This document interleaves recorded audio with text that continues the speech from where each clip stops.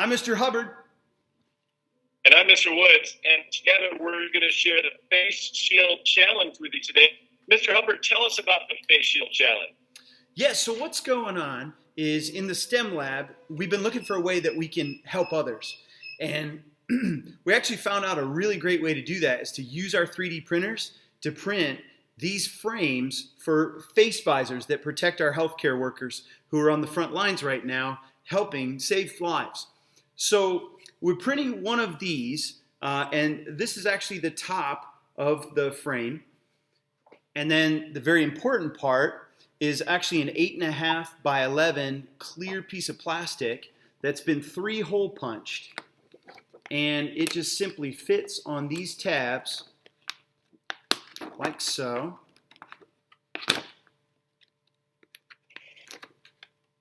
Just like that. And then it kind of fits snugly around the head, just like that. Okay? And then there's even these hooks in the end that you can attach a rubber band to, or a hair tie or a scrunchie to make it slightly smaller if you need to for different size heads.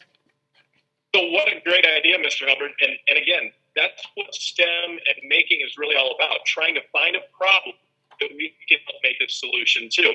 And some of the math behind that is what we're going to challenge you to be figuring out today. So tell us a little bit about some of the costs of these things. Yeah, so pay really close attention because we're going to give you some important numbers. You might even want a pencil and paper handy, right, Mr. Woods? Yep, and you might even want to pause the video at different times so you can stop and write down the important information that you need. That's right. So first and foremost, this requires a plastic filament to 3D print these. And the plastic filament comes on a roll that looks like this. Okay, here you can see I have a nice pink color. This is called PLA filament that we're using in the lab.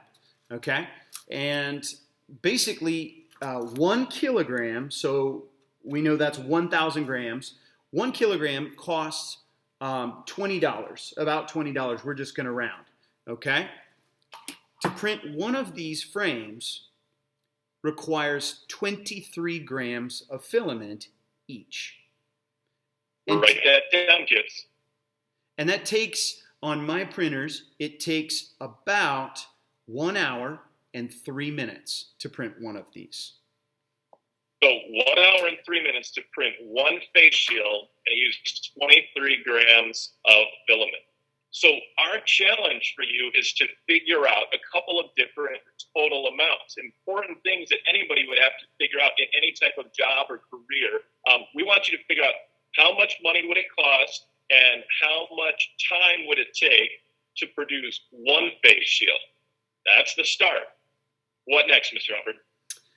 Well, then after figuring out how much it costs to print one face shield, then we'd like to know how much money and time it would take, well, rather how much it would cost to